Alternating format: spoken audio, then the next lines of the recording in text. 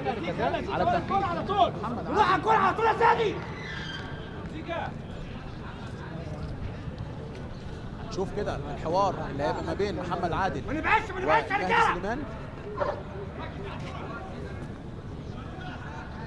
وادي صفاره مدحت الحوفي. محمد عادل والهدف الاول لفريق المقاولين العرب.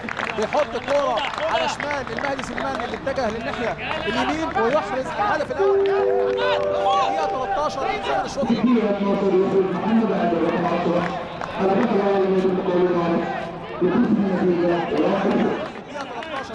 الاول بهدف عن طريق محمد عادل من ركله الجزاء.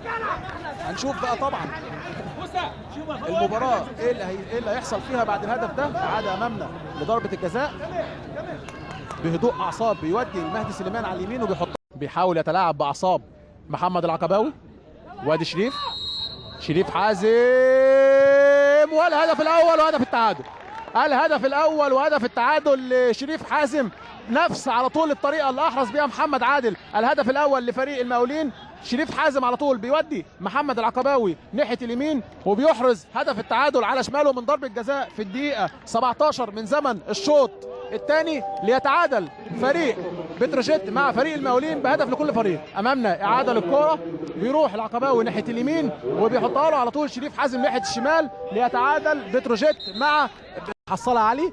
وهيحاول يلعب العرضيه داخل منطقه الجزاء وضاغط عليه تامر محب. بيلعب العرضيه داخل منطقه الجزاء حلوه والهدف الثاني للمقاولين العرب. الهدف الثاني للمقاولين العرب علي فتحي في الدقيقه 26 من زمن الشوط الثاني. لسه هو بقول لحضراتكم علي فتحي بيحاول يعدي وهيلعب العرضيه. بيلعب العرضيه على طول بتسقط ورا المهدي سليمان وتسكن الزاويه العليا اليسرى لمرمى المهدي سليمان عشان تبقى الهدف الثاني وهدف التقدم لفريق المقاولين. علي فتحي هو اللي تسبب في الهدف الاول لفريق بتروجيت، تسبب في ضربه الجزاء.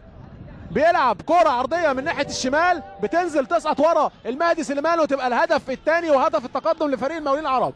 بتتعاد مرة ثانية امامنا الكرة اهوت حلوة جدا.